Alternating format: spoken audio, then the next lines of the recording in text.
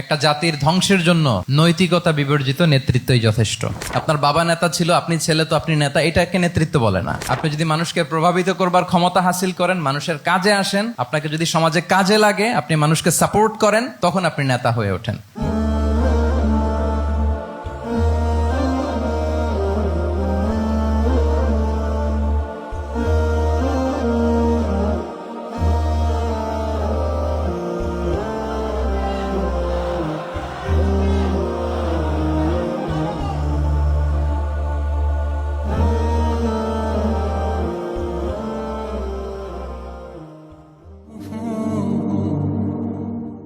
السلام عليكم ورحمة الله وبركاته.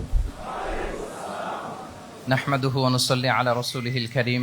أما بعد فأعوذ بالله من الشيطان الرجيم. بسم الله الرحمن الرحيم. لقد كان لكم في رسول الله أسوة حسنة لمن كان يرجو الله واليوم الآخر وذكر الله كثيرا. صدق الله العظيم. رب اشرح لي صدري ويسر لي أمري واحلل عقدة من لساني يفقه قولي. মিনার চট্টগ্রাম বিশ্ববিদ্যালয়ের আয়োজনে আজকের এই সিরাত প্রোগ্রামে আপনারা যারা উপস্থিত হয়েছেন তাদের সবাইকে জানাচ্ছি আন্তরিক শুভেচ্ছা এবং মোবারকবাদ। আহলান ওয়া সাহলান ওয়া মারহাবান বিকুম ফি হাযাল লিকা আত-তাইয়িব আল মুবারাক। আমরা শুরুতেই আল্লাহ রাব্বুল ইজ্জা ওয়াল জালালের দরবারে শুকরিয়া জ্ঞাপন করছি, যিনি আমাদেরকে আজকের এই চমৎকার সন্ধ্যায় চট্টগ্রাম বিশ্ববিদ্যালয়ের সমাজ বিজ্ঞান অনুষদের এই চমৎকার অডিটোরিয়ামে আল্লাহ রাসূল সাল্লাল্লাহু আলাইহি ওয়া আলিহি ওয়াসাল্লামের পবিত্র সিরাত থেকে কিছু আলোচনা শুনবার জন্য আমাদেরকে একত্রিত হওয়ার সুযোগ করে দিয়েছেন। আমরা সবাই কালিমাত শুকর পড়ে নিচ্ছি আলহামদুলিল্লাহ। যে টপিকটির উপর আজকের সিরাত প্রোগ্রামে কিছু কথা আমি উপস্থাপন করবার চেষ্টা করব সেটা হচ্ছে প্রফেটিক লিডারশিপ, অর্থাৎ নবুবী নেতৃত্ব। আল্লাহ রাসূল সাল্লাল্লাহু আলাইহি ওয়াসাল্লামের নেতৃত্বের ধরন কেমন ছিল, কৌশলগুলো কেমন ছিল, স্ট্র্যাটেজি কেমন ছিল, রূপরেখা কেমন ছিল, এবং সেখান থেকে লেসন নিয়ে বর্তমান নেতৃত্বকে আমরা কিভাবে আরো ডেভেলপ করতে পারি, ইমপ্রুভ করতে পারি, এ নিয়ে সামান্য কিছু কথা আজকের এই প্রোগ্রামে আমি উপস্থাপন করার চেষ্টা করব ইনশাআল্লাহ বিইذنিল্লাহ। তো মূল আলোচনাতে যাওয়ার আগে আমাদের শুরুতে নেতৃত্ব জিনিসটা কি, what is leadership, what is the essence of leadership, এই বিষয়টা ক্লিয়ার হইতে হবে। এটা ক্লিয়ার হলে আমরা পুরো আলোচনাটা খুব ভালো করে উপভোগ করতে পারবো ইনশাআল্লাহ।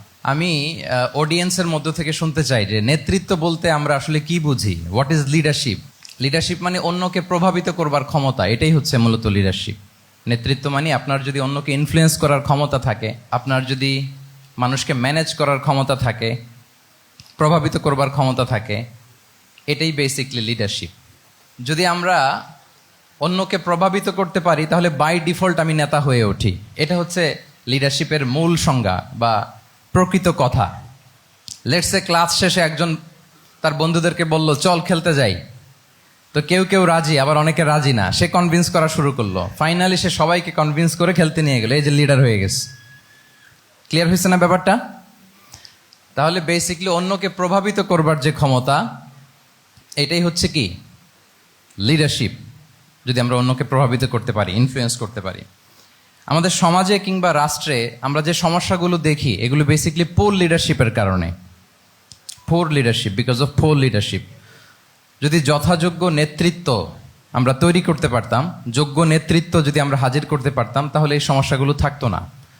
আমরা আল্লাহ রাসূল সাল্লাল্লাহু আলাইহি ওয়া আলিহি ওয়াসাল্লামের নেতৃত্বের গুণাবলীগুলো, যদি ওনার যে লিডারশিপ ট্রেডস, লিডারশিপ ফিচার্সগুলো আছে, এগুলো যদি আমরা খেয়াল করি তাহলে দেখবো যে এগুলো দিয়ে তিনি পুরো একটা জাতি, একটা ভূখণ্ডের জীবনধারা পাল্টে দিয়েছিলেন। তাহলে নেতৃত্বের দিক থেকে অ্যাজ এ লিডার তিনি কতটা সফল, এটা খুব ক্লিয়ার আমাদের কাছে। আমরা এখন দেখার চেষ্টা করব যে রাসূল সাল্লাল্লাহু আলাইহি ওয়াসাল্লামের লিডারশিপটা আসলে কোন ধরনের লিডারশিপ ছিল, কোন ধরনের নেতৃত্ব ছিল, এবং সেখান থেকে বর্তমান সময়ে আমরা কি করে যুগোপযোগী নেতৃত্ব তৈরি করতে পারি। প্রথম যেটা বলতে হবে সেটা হচ্ছে আল্লাহ রাসূল সাল্লাল্লাহু আলাইহি ওয়া আলিহি ওয়াসাল্লামের নেতৃত্বটা ছিল সার্ভেন্ট লিডারশিপ। সার্ভেন্ট লিডারশিপ মানে হচ্ছে কাজের মধ্য দিয়ে নেতা হওয়া। বেসিক্যালি আপনি যখন মানুষের কাজে লাগবেন বা কাজে আসবেন, তখনই আপনি নেতা। যদি আপনাকে সমাজে কোনো কাজে না লাগে, সমাজে যদি আপনি রেলেভেন্ট হতে না পারেন, কাউকে সাপোর্ট করতে না পারেন, গাইড করতে না পারেন, তাহলে তো নেতা হয়ে ওঠা আপনার পক্ষে সম্ভব হবে না। তাহলে যদি কাজে লাগা যায় মানুষের, আপনি যদি কাজে লাগেন, আপনি যদি মানুষের উপকারে আসেন, তাহলে by default you are a leader.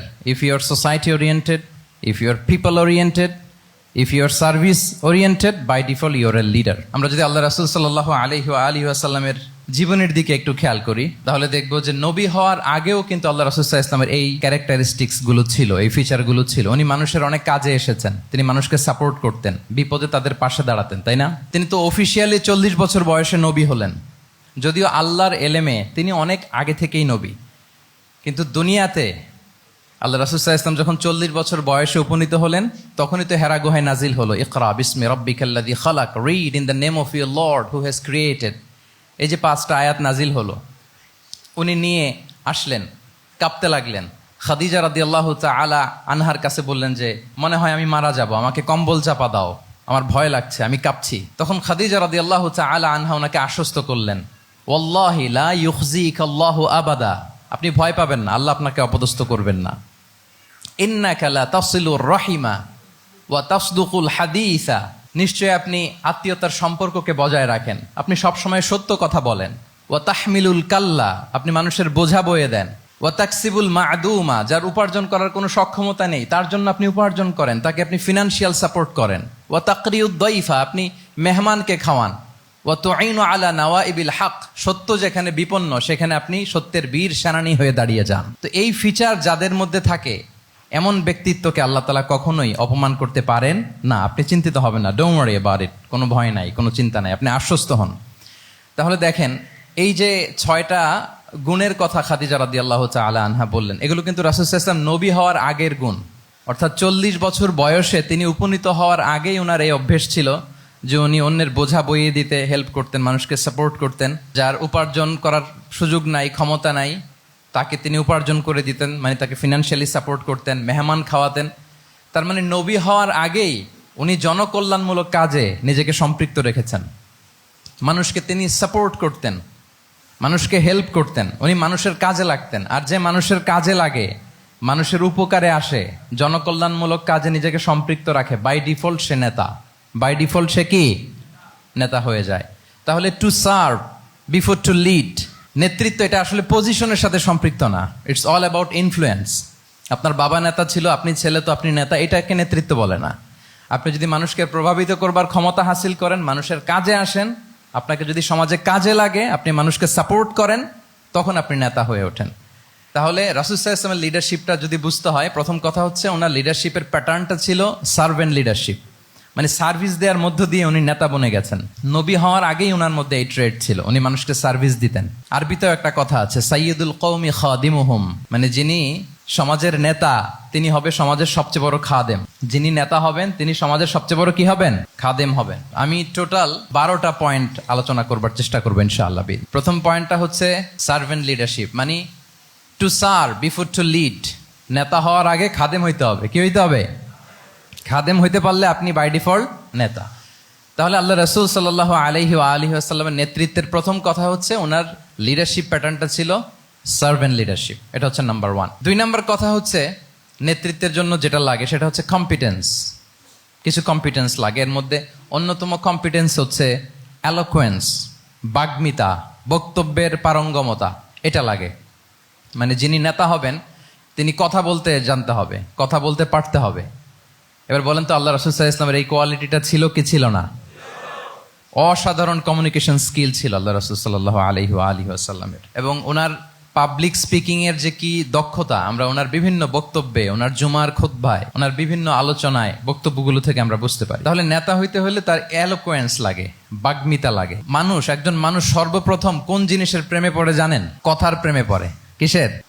কথার প্রেমে পড়ে। কথার ধরন, কণ্ঠস্বর, তার অ্যাটিটিউড, তার শব্দের জাদু, এটা মানুষের হৃদয়কে জয় করে ফেলে। আল্লাহ রাসূল সাল্লাল্লাহু আলাইহি ওয়া আলিহি ওয়াসাল্লাম তিনি নিজেও বলেছেন, ওয়া ইন্না মিনাল বায়ানি লা সিহরা, কিছু কিছু বক্তব্যের মধ্যে জাদু আছে। তো রাসূল সাল্লাল্লাহু আলাইহি ওয়াসাল্লামের এই এলোকোয়েন্স ছিল, এলোকোয়েন্স। তিনি বলতেন, উতিতু জাওয়ামিউল কালিম, আল্লাহ তাআলা আমাকে সর্বমর্ম বাচন ভঙ্গির অধিকারী করেছেন। মানে উনি যেটা বলতেন এটা ছিল very precise in wording but comprehensive in meaning. এটার যে দোতনা, এটার যে appeal to the heart of the people, to the heart of the listener, এটা অসাধারণ, মানুষের হৃদয়কে জয় করে ফেলতো। আল্লাহু আকবার। তাহলে নেতা হইতে হইলে তার কমিউনিকেশন স্কিল লাগবে। কি বলেন? লাগবে। এখন নেতা আসছে, উনি বক্তব্য করতে পারতেছে না, তাহলে কি নেতা হইতে পারবে? তাহলে পাবলিক স্পিকিং, কমিউনিকেশন স্কিল, এটা ইটস এ মাস্ট, এটা নেতার লাগবে। যেমনটি রাসূলুল্লাহ সাল্লাল্লাহু আলাইহি ওয়া আলিহি ওয়াসাল্লামের ছিল। উনি সর্বমর্ম বাচন ভঙ্গির অধিকারী ছিলেন, বলতেন কম কিন্তু এটার অ্যাপিল ছিল অনেক বেশি, এটার ব্যাখ্যা হয়ে যেত অনেক। রাসূল সাল্লাল্লাহু আলাইহি ওয়াসাল্লামের সবচাইতে বড় ভাষণটি ছিল বিদায় হজের ভাষণ, খুব সম্ভবত। ওই ভাষণের টেক্সটগুলোকে যদি একসাথে করা হয়, আমার মনে হয় 10 মিনিটের বেশি লাগবে না ওই টেক্সটগুলো পড়তে। তার মানে সবচাইতে বড় যে ভাষণ ওনার, ওটা কত ছিল? 10 থেকে 12 মিনিটের ভাষণ ছিল। আমরা তো ঘন্টার পর ঘন্টা বক্তব্য করি, তারপরেও তো আমরা মানুষের মনকে খুশি করতে পারি না। উনি সেই যে 1400 বছর আগে 10 মিনিটের একটা ছোট্ট ভাষণ দিলেন, গোটা বিশ্ব আজও হাবুডুবু খায় ওই ভাষণের ভেতর, ঠিক কিনা বলেন? তাহলে উতিতু জাওয়ামিউল কালিম, আমি সর্বমর্ম বাচনভঙ্গির অধিকারী। সুবহানাল্লাহ, ভেরি প্রিসাইজ এন্ড ক্লিয়ার। কতটা প্রিসাইজ এন্ড ক্লিয়ার ছিল রাসূল সাল্লাল্লাহু আলাইহি ওয়াসাল্লামের বক্তব্য?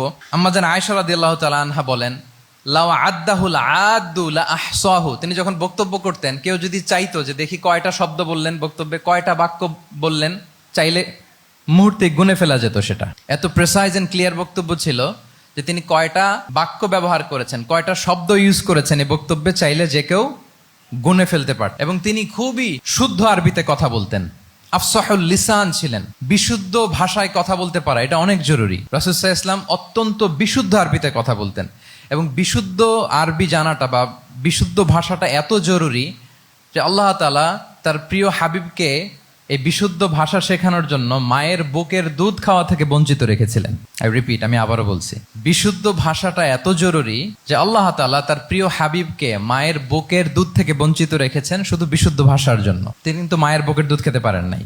হালিমাতু সাদিয়ার সাথে সেই বনু সাদ গোত্রে চলে গিয়েছেন, সেখানে ছিলেন। হালিমাতু সাদিয়া ওনাকে দুধ খাইয়েছেন। এরপরে যখন মরুভূমির চমৎকার পরিবেশে একেবারে বিশুদ্ধ আরবি তিনি শিখেছেন, আবার শিশু মুহাম্মদ সাল্লাল্লাহু আলাইহি ওয়াসাল্লামকে তিনি তার মায়ের কাছে ফিরিয়ে দিয়েছেন। তাহলে চিন্তা করে দেখেন যে বিশুদ্ধ ভাষার জন্য মায়ের বুকের দুধকে স্যাক্রিফাইস করা হয়েছে। আল্লাহু আকবার। তাহলে আম্মা জান আয়েশা রাদিয়াল্লাহু তাআলা আনহা বলতেন, লাউ আদ্দাহুল আদ্দু লা আহসাহু। চাইলে যে কেউ গুনতে পারতো যে তিনি প্রিয় নবীজি কয়টা বাক্য বললেন, কয়টা শব্দ, এত প্রিসাইজ এন্ড ক্লিয়ার ছিল। অন্য বর্ণনায় এসেছে, কানা ইয়াতাকাল্লামু বিকালামিন বাইনাহু ফাসলুন।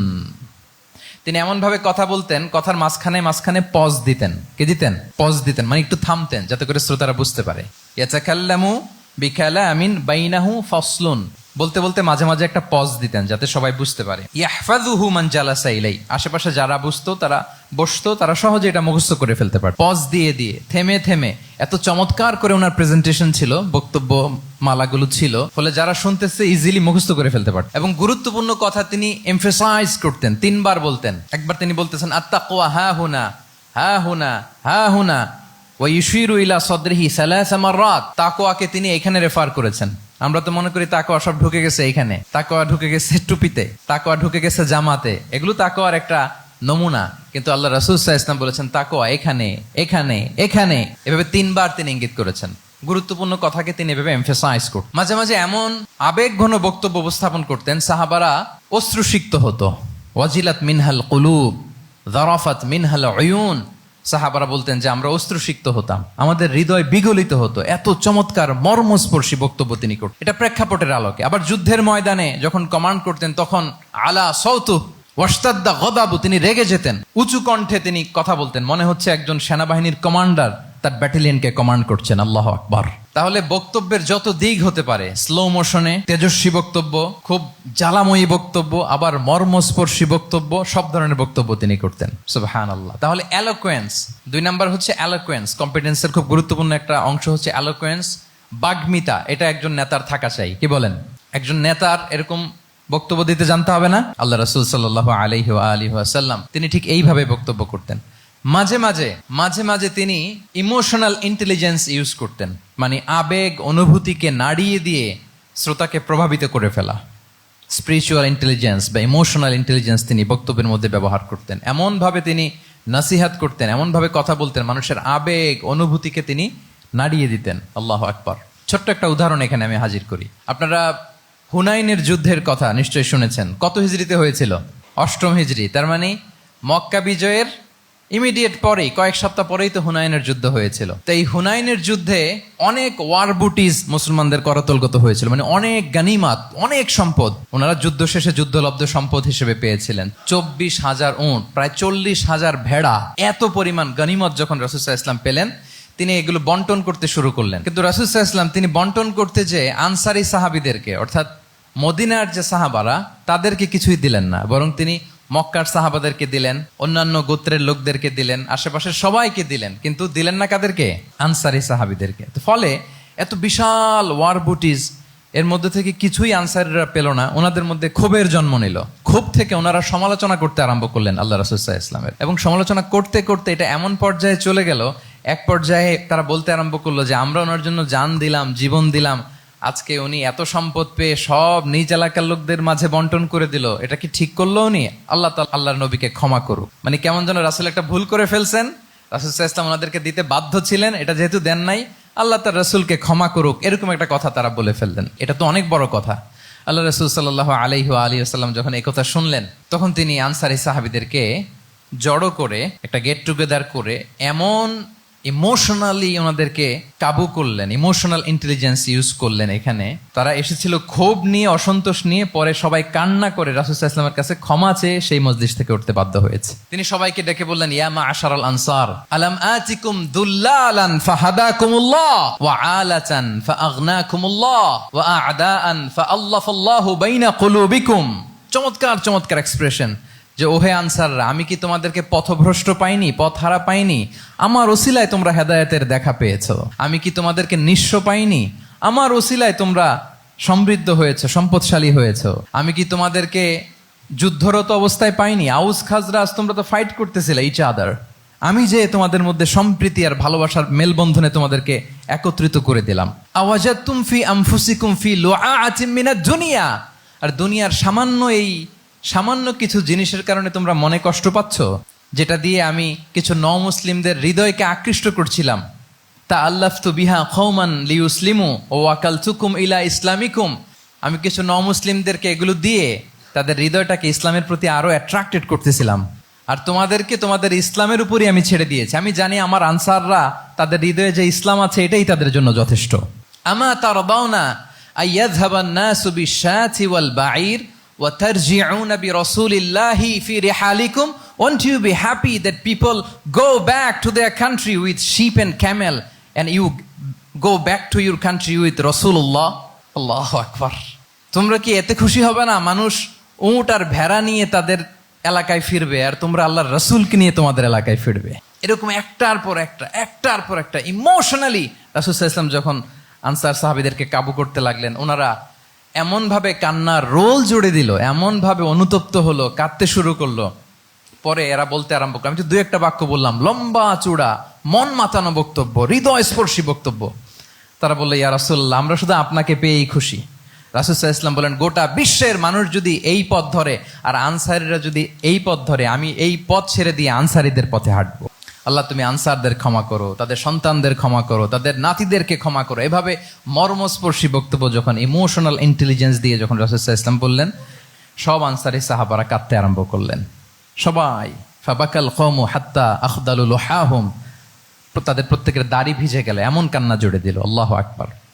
তাহলে এটা ছিল রাসূল সাল্লাল্লাহু আলাইহি ওয়াসাল্লামের বক্তব্যের মাধ্যমে শ্রোতাদের মাঝখানে প্রভাব সৃষ্টি করার ক্ষমতা। চিন্তা করতে পারেন, হৃদয় কেঁপে ওঠে না এই কথা শুনলে? Won't you be happy people go back to their home with sheep and camel, and you take the messenger of Allah with you? মানুষ ছাগল ভেড়া নিয়ে ফিরতেছে, তোমরা তো আল্লাহর নবীকে নিয়ে ঘরে ফিরতেছো। আল্লাহু আকবার। তাহলে এই কম্পিটেন্সটা লাগে একজন নেতার, তিনি এরকম মর্মস্পর্শী বক্তব্য দিতে জানতে হবে। 3 নাম্বার হচ্ছে কম্পেশন, মানে সফট হার্টেড, দয়াদ্র হৃদয় হতে হবে। আপনি মানুষের দুঃখ যদি আপনাকে কাঁদায়, তবেই আপনি নেতা। আমরা আল্লাহ রাসূল সাল্লাল্লাহু আলাইহি ওয়াসাল্লামের দিকে যদি তাকাই, ওনার তো একটা উপাধি হচ্ছে রাহমাতাল লিল আলামিন। আল্লাহ রাসূল সাল্লাল্লাহু আলাইহি ওয়াসাল্লামের উপাধি কি?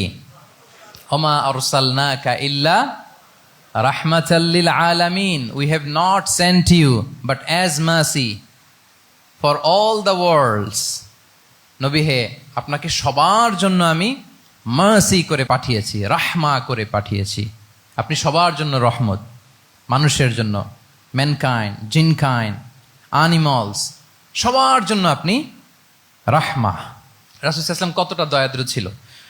আল্লাহ তাআলা অন্য আয়াতে বলছেন, ফাবিমা রাহমাতিম মিনাল্লাহি লিনতা লাহুম ওয়ালাউ কুনতা ফাযযান গালিযাল কলবি লানফাদ্দু মিন হাওলিক। নবী হে, লিনতা লাহুম, সবার জন্য আপনি সফট হার্টেড হয়েছেন আল্লাহর অনুগ্রহে। যদি আপনি সফট হার্টেড না হয়ে আপনি যদি কঠোর হৃদয়ের অধিকারী হতেন, তাহলে এখন লোকেরা যেমনি আপনাকে ঘিরে রাখে, আপনার চারিপাশে সবাই ঘিরে রাখতো না। আল্লাহু আকবার। সাহাবারা সব সময় রাসূল সাল্লাল্লাহু আলাইহি ওয়াসাল্লামের সঙ্গ পেতে চাইতো, অ্যাকম্পানি চাইতো, ঘিরে রাখ। এমনকি অনেক সাহাবী ঘরে ভালো না লাগলে রাসূল সাল্লাল্লাহু আলাইহি ওয়াসাল্লামের কাছে চলে আসতো। এমনকি অনেক সাহাবী বলতেন যে আমার পেটে ক্ষুধা লাগলেই আমি রাসূলের কাছে যেতাম, কারণ রাসূলের চেহারা দেখলে আমার পেটের ক্ষুধা উধাও হয়ে যেত। ফাবিমা রাহমাতিম মিনাল্লাহি লিনতা লাহুম। নবী হে, আল্লাহর অনুগ্রহে আপনি কোমলভাষী হয়েছেন। কোমল হৃদয়ের হওয়া, সফট হার্টেড হওয়া, দয়াদ্র চিত্তের হওয়া, এটা অন্যতম একটা লিডারশিপ ট্রেট। এত দয়াদ্র ছিলেন, আল্লাহ তাআলা বলছেন ফালাআল্লাকা বাখিউন নাফসাকা আলা আসারিহিম ইল্লাম ইউমিনু বিহাযাল হাদীসি আসাফা। রাসূল সাল্লাল্লাহু আলাইহি ওয়াসাল্লাম বারবার মক্কার কুরাইশদের কাছে যেত, বারবার কাফিরদের কাছে যেত, যেন তারা ঈমান আনে, যেন তারা খারাপ রাস্তা ছেড়ে দিয়ে ভালো রাস্তায় আসে। বারবার চিন্তা করতো যে ইস, কেন তারা লা ইলাহা পড়ে না, কেন তারা সত্যের পথে ফিরে আসে না। হায় রে, একটুর জন্য তো তারা সামান্য আমার কথাটা শুনলেই তো বেঁচে যেত, ইস একটু আমার কথা মানলেই তো জাহান্নাম থেকে বেঁচে যেত। এরকম অস্থির হয়ে তাদের পেছনে ছুটতেন। আল্লাহ তাআলা বলেছেন, নবী হে, আপনি ওদের পেছনে ছুটতে ছুটতে আপনি তো নিজেকেই শেষ করে দিবেন। বাখিউন নাফসাক, আপনি তো নিজের দিকে খেয়াল করছেন না, নিজের শরীরের দিকে খেয়াল করছেন না, নিজের স্বাস্থ্যের দিকে, সময়ের দিকে। আপনি পাগল পাড়া হয়ে তাদেরকে বাঁচানোর জন্য ছুটছেন। তাহলে কতটা দয়াদ্র কোমল হৃদয়ের অধিকারী হলে যে কাফেররা রাসূল সাল্লাল্লাহু আলাইহি ওয়াসাল্লামকে ফিজিক্যালি মেন্টালি এমন কোনো টর্চার নেই, করে নাই, তাদের পিছনে পিছনে ছুটতেন তিনি। হায় রে, একটু যদি ইমানের রাস্তায় আনা যায়, কোনোভাবে যদি তাদেরকে বুঝিয়ে কনভিন্স করা যায়, তাহলে কম্প্যাশনেট, দয়ালু হওয়া, এটা নেতৃত্বের অন্যতম একটা গুণ। আপনার হৃদয়ে দয়া থাকতে হবে, মায়া থাকতে হবে সবার জন্য, কারণ নেতা তিনি তো সবার। লেটস সে বাংলাদেশের যিনি প্রধানমন্ত্রী হবেন, আরো রেলেভেন্ট হয়ে যাচ্ছে এখন কথা, সামনে তো নির্বাচন আসতেছে, সো কেউ না কেউ তো প্রধানমন্ত্রী হবে। তো উনি যখন প্রধানমন্ত্রী হবে ধরেন, তো উনি কি শুধু ওনার দলের প্রধানমন্ত্রী হবেন? তাহলে উনি 18 কোটি মানুষের প্রধানমন্ত্রী হবেন, ঠিক কিনা বলেন? তাহলে সবার জন্য ওনার হৃদয়ে দয়া, ভালোবাসা, এটা থাকার দরকার আছে না নাই? তিনি সবার প্রতি কোমল হৃদয়ের হইতে হবে, দয়াদ্র হইতে হবে। প্রধানমন্ত্রী উনি শুধু নিজ দলের প্রধানমন্ত্রী নন, 18 কোটি মানুষের প্রধানমন্ত্রী। তাহলে সফট হার্টেড হইতে হবে। রাসূল সাল্লাল্লাহু আলাইহি ওয়াসাল্লামের মধ্যে এটা ছিল। সবসময় তিনি মাজলুমদের পাশে থাকতেন। আপনারা হিলফুল ফুজুলের কথা জানেন।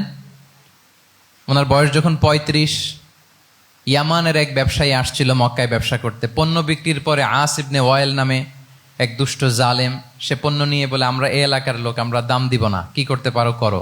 এই লোক কান্না জুড়ে দিল। তার কান্না দেখে রাসূল সাল্লাল্লাহু আলাইহি ওয়াসাল্লামের হৃদয়ে দয়া হলো। তিনি ওনার চাচা জুবাইর ইবনে আব্দুল মুত্তালিব সহ ওনার মতো যারা ইয়াং স্টার আছে সবাইকে নিয়ে একটা সংঘ করলেন। এটাই তো হালাফুল ফুদুল, মূলত নাম হচ্ছে হালাফুল মুত্তাইয়িবিন। জাহিলি যুগে ওনাদের প্রথা ছিল, কোনো একটা ভালো কাজে কেউ যখন এক হতো, রং ভর্তি বালতির ভেতরে হাত ঢুকিয়ে তারা পাথরের মধ্যে ওই হাতের ছাপ দিত, সবাই ওইখানে ছাপ দিত। ফলে কাইন্ড অফ কভেনেন্ট, এটা একটা চুক্তির মতো, যে আমরা চুক্তিবদ্ধ হলাম, এগ্রিমেন্ট করলাম যে আমরা সবাই এক। তো রাসূল সাল্লাল্লাহু আলাইহি ওয়াসাল্লাম ওনার মতো ইয়াংস্টারদেরকে নিয়ে এই হালাফুল মুত্তাইয়িবিন বা হালাফুল ফুদুল করেছেন। এবং এটার মূল কথা ছিল, মূল স্লোগান ছিল নাহনু মাআল মাজলুম দিদ্দাজ জালিম, আমরা সবসময় মাজলুমের পক্ষে থাকবো, জালিমের বিপক্ষে। এটা ছিল হিলফুল ফুজুলের কি মূল শিক্ষা। এভাবে সব সময় তিনি মাজলুমদের সাথে ছিলেন। শ্রমিক সাহাবীদেরকে বড্ড ভালোবাসতেন, শ্রমজীবীদেরকে বড্ড ভালোবাসতেন। এমনকি বিদায় হজের মতো এরকম গুরুত্বপূর্ণ ভাষণও শ্রমজীবীদের কথা বাদ যায়নি, গরিবদের কথা বাদ যায়নি। আরিকাআকুম আতঈমুহুম মিম্মা তাআকুলুন ওয়ালবাসুহুম মিম্মা তালবাসুন। খবরদার, সেদিনও বলেছিলেন সেই বিদায় হজের ভাষণে, তোমরা তোমাদের শ্রমজীবী লোকদের কথা ভুলে যেও না, তোমাদের স্টাফদের কথা, তোমাদের দাস দাসীদের কথা। তোমরা যা খাবে সেখান থেকে তাদেরও খাওয়াবে, তোমরা যে পোশাক পরবে সেখান থেকে তাদেরও পোশাকের ব্যবস্থা করবে। আল্লাহু আকবার। তাহলে রাহমাতাল লিল আলামিন, তিনি ছিলেন কম্প্যাশনেট, দয়ালু হৃদয়ের অধিকারী। 4 নম্বরে হচ্ছে ইন্টেগ্রিটি। ইন্টেগ্রিটি মানে সততা, নৈতিকতা থাকতে হবে। এটা অন্যতম একটা লিডারশিপ ট্রেট। এটার বড় ক্রাইসিস এখন ইন্টিগ্রিটির। রাসূল সাল্লাল্লাহু আলাইহি ওয়াসাল্লামের লিডারশিপটা ছিল এথিক্যাল লিডারশিপ, কিন্তু এইটার অনেক বড় ক্রাইসিস আমাদের সমাজে, আমাদের নেতৃত্বের মাঝে। কি বলেন? নৈতিকতার ঘাটতি আছে না? নৈতিকতা বিবর্জিত নেতৃত্ব, এটা দিয়ে কিছুই হয় না। একটা জাতির ধ্বংসের জন্য নৈতিকতা বিবর্জিত নেতৃত্বই যথেষ্ট। এজন্য নৈতিকতা লাগবে, ইন্টিগ্রিটি, সততা। আমরা যদি আল্লাহ রাসূল সাল্লাল্লাহু আলাইহি ওয়াসাল্লামের নেতৃত্বের দিকে তাকাই, ওনার সততা, ওনার সত্যবাদিতা, ওনার আমানতদারিতা নিয়ে যদি আমরা একটু সিরাতের পরতে পরতে খেয়াল করি, এমনকি নবী হওয়ার আগে যদি খেয়াল করি, তাহলে দেখব যে মক্কার লোকেরা আল্লাহ রাসূল সাল্লাল্লাহু আলাইহি ওয়াসাল্লামকে আস-সাদিক, আল আমিন উপাধিতে ভূষিত করেছেন। সুবহানাল্লাহ, মানে সত্যবাদী, ট্রুথফুল এন্ড ট্রাস্টওয়ার্দি। স্বয়ং মক্কার লোকেরা, মক্কার মুশরিকরা রাসূল সাল্লাল্লাহু আলাইহি ওয়াসাল্লামকে উপাধি দিয়েছিলেন আল আমিন। কি উপাধি দিয়েছিলেন? আল আমিন। তার মানে কখনো মিথ্যা বলেননি, কখনো আমানতের খেয়ানত করেননি। যখন আয়াত নাজিল হলো ওয়া আনজির আশিরাতাকাল আকরাবিন, হে নবী আপনি আপনার নিকট আত্মীয়দেরকে সতর্ক করুন জাহান্নামের আযাবের, তিনি সাফা পাহাড়ের চূড়ায় উঠে গেলেন, ডাকতে আরম্ভ করলেন, ও মক্কার লোকেরা, ও আমার আত্মীয়রা, আমি যদি বলি এই পাহাড়ের পেছনে একদল ঘোড়সাওয়ার সশস্ত্র ব্যাটালিয়ন তোমাদেরকে এখনই অ্যাটাক করবে, তোমরা কি বিশ্বাস করবে? আকুনতুম মুসাদ্দিকিয়া, আমার কথা বিশ্বাস করবে? মক্কাবাসী এক বাক্যে কি বলেছিল জানেন? তারা বলেছিল নাম, অবশ্যই বিশ্বাস করবে। কেন বিশ্বাস করবে? বলে যে মা জাররাবনা আলাইকা ইল্লা সিদকা, we have never ever experienced a single lie from you in our life. আমরা জীবনে কোনোদিন তোমার মিথ্যা বলতে শুনি নাই। আল্লাহু আকবার। কি নিঃসংকোচ স্বীকৃতি এলাকার লোকদের। এইটা আমাদের সমাজে অনেক বড় ক্রাইসিস, আমানতদারিতা, ট্রাস্টওয়ার্দিনেস। সো এখান থেকে আমাদের শিখতে হবে, অনেক কিছু রিভাইজ করতে হবে আমাদেরকে। এই যে নতুন বাংলাদেশের চমৎকার সময় এসেছে, আর 54 বছরও হয়তো আমরা এই সুযোগ পাবো না। এজন্য আমাদেরকে শিখতে হবে রাসূল সাল্লাল্লাহু আলাইহি ওয়াসাল্লামের যে ইন্টিগ্রিটি, ওনার যে ট্রাস্টওয়ার্দিনেস, এই আমানতদারিতা থেকে আমাদেরকে শিখতে হবে। তাহলে নেতাকে আস্থার জায়গা তৈরি করে নিতে হয়। রাসূল সাল্লাল্লাহু আলাইহি ওয়াসাল্লাম এটা ধীরে ধীরে তৈরি করেছেন। আপনারা জানেন যে উনি নবুয়তের আগে পার্টনারশিপে বিজনেস করতেন খাদিজা রাদিয়াল্লাহু তাআলা আনহার সাথে, মানে খাদিজা রাদিয়াল্লাহু তাআলা আনহার ইনভেস্টমেন্ট আর উনি শ্রম দিতেন। তো উনি সিরিয়াতে গিয়েছেন পণ্য নিয়ে, মালামাল নিয়ে। ওনার ব্যবসা বাণিজ্যের ধরন কেমন এটা দেখবার জন্য খাদিজা রাদিয়াল্লাহু তাআলা আনহা ওনার এক বান্ধবীকে পাঠিয়েছিলেন ওই ক্যারাভ্যানে, ওই কাফেলায়। নাম ছিল মাইসারা। তো মাইসারাকে বলেছে, মাইসারা তুমি দেখবা যে টাকা পয়সা আবার উল্টাপাল্টা করে কিনা, ঠিকঠাক মতো ব্যবসা করে কিনা, আমার huge investment, on behalf of me তুমি এই ক্যারাভ্যানে থাকবে আর দেখবে যে মোহাম্মদ ঠিকঠাক বিজনেসটা করে কিনা। আল্লাহু আকবার। মাইসারা এই সফর শেষে এসে খাদিজা রাদিয়াল্লাহু তাআলা আনহার কাছে এমন পজিটিভ রিভিউ দিয়েছে, এই রিভিউ শুনেই খাদিজা রাদিয়াল্লাহু তাআলা আনহা বিষ্ণু ইসা ইসলামকে বিয়ে করার জন্য রাজি হয়ে গেছেন। আলহামদুলিল্লাহ। মাইসারা এসে রিভিউ দিতে লাগলো যে মোহাম্মদ সে সবার চেয়ে আলাদা সাল্লাল্লাহু আলাইহি ওয়াসাল্লাম। তার ওঠা বসা, তার চলন বলন, তার কথন, তার ডিলিংস, তার লেনদেন সব আলাদা, অসাধারণ তিনি। মাইসারার রিভিউ শুনে আল্লাহু আকবার, খাদিজা রাদিয়াল্লাহু তাআলা আনহা তিনি অবাক হয়ে গেলেন এবং তিনি বিয়ের প্রস্তাব পাঠালেন। রাসূল সাল্লাল্লাহু আলাইহি ওয়াসাল্লামের এই আমানতদারিতায় মুগ্ধ হয়ে কি করলেন? বিয়ের প্রস্তাব পাঠালেন। তাহলে কি পরিমাণে ট্রাস্টওয়ার্দিনেস ওনার ছিল। আরো মজার ব্যাপার হচ্ছে, মক্কার কুরাইশরা, মক্কার লোকেরা রাসূল সাল্লাল্লাহু আলাইহি ওয়াসাল্লামের কাছে এসে আমানতের সম্পদ গচ্ছিত রাখতো। আবু জাহেলের কাছে রাখতো না, উতবা, শাইবা, ওয়ালিদ ইবনে মুগিরা কারো কাছে রাখতো না। খেয়াল করে দেখেন, দল করে আবু জাহেলের, দল করে কার? কিন্তু আমানত রাখে কার বাসায়? কি অবাক করা কাণ্ড না? কর্মী হচ্ছে আবু জাহেলের, কিন্তু আমানতের সম্পদ রাখে কার কাছে? মুহাম্মদ সাল্লাল্লাহু আলাইহি ওয়াসাল্লামের বাসায়। রাসূল সাল্লাল্লাহু আলাইহি ওয়াসাল্লাম যেদিন হিজরত করবেন, উনি সাইয়েদনা আলী রাদিয়াল্লাহু তাআলা আনহুকে অ্যাসাইন করে গিয়েছেন যে আলী তুমি থাকো, তুমি কয়েকদিন পরে মদিনায় হিজরতে যাবা, আমার কাছে যত আমানতের সম্পদ আছে এগুলো তুমি আগে বিলি করে তারপরে যাবে। রাসূল ইসলাম আবু বকর রাদিয়াল্লাহু তাআলা আনহুকে নিয়ে চলে গেলেন। আলী রাদিয়াল্লাহু তাআলা আনহুর টানা 3 দিন লেগেছে যে ডেপোজিটগুলো রাসূল সাল্লাল্লাহু আলাইহি ওয়াসাল্লামের কাছে ছিল, আমানতের যেই জিনিসগুলো ছিল এগুলো বন্টন করতে সাইয়েদনা আলী রাদিয়াল্লাহু তাআলা আনহু 3 দিন সময় নিয়েছেন। 3 দিন। এত পরিমাণ আমানতের সম্পদ রাসূল সাল্লাল্লাহু আলাইহি ওয়াসাল্লামের কাছে ছিল। আল্লাহু আকবার। তাহলে এই আমানতদারিতা, সততা, অনেস্টি, ট্রাস্টওয়ার্দিনেস এটা অনেক জরুরি নেতৃত্বের জন্য। নেতা হতে চাইলে তাকে আমানতদার হইতে হবে। যদি একজন ট্রু লিডার কেউ হতে চায়, তার মধ্যে আমানতদারিতা চাই। কি চাই? আমানতদার। তাহলে ইন্টিগ্রিটি। 5 নম্বরে হচ্ছে গুড ইন্টারাকশন উইথ ফলোয়ার্স। নেতার তার ফলোয়ারের সাথে কি লাগবে? ভালো ইন্টারাকশন লাগবে, সুন্দর একটা সম্পর্ক লাগবে, ভালো বোঝাপড়া চাই। একজন ভালো নেতৃত্বের বৈশিষ্ট্য হচ্ছে নেতা তার ফলোয়ারের সাথে কি করবে? ইন্টারেক্ট করবে। এখানেই বস আর লিডারের মধ্যে পার্থক্য। বস কি করে? অর্ডার করে শুধু। বসের কাজ হচ্ছে এই ডুজ অ্যান্ড ডোন্টস বলে দেয়, এইটা করা যাবে, ওইটা করা যাবে, মানে অর্ডার করে, ডিরেক্ট করে। কিন্তু লিডার কি করে? গাইড করে, মেন্টরিং করে, ইন্সপায়ার করে, মোটিভেট করে। So here is the difference between leader and boss. তাহলে বসই হওয়া যাবে না। নেতা হইতে চাইলে বসই হওয়া যাবে না। You have to interact with your followers. আপনার ফলোয়ারের সাথে ইন্টারাকশন লাগবে, তবেই আপনি নেতা। আমরা দেখি রাসূল সাল্লাল্লাহু আলাইহি ওয়াসাল্লামের কেমন ইন্টারাকশন ছিল। রাসূল সাল্লাল্লাহু আলাইহি ওয়াসাল্লাম যে কোনো বড় ডিসিশনে সাহাবাদের সাথে কনসালটেশন করতেন, পরামর্শ করতেন, তারপরে সিদ্ধান্ত নিতেন।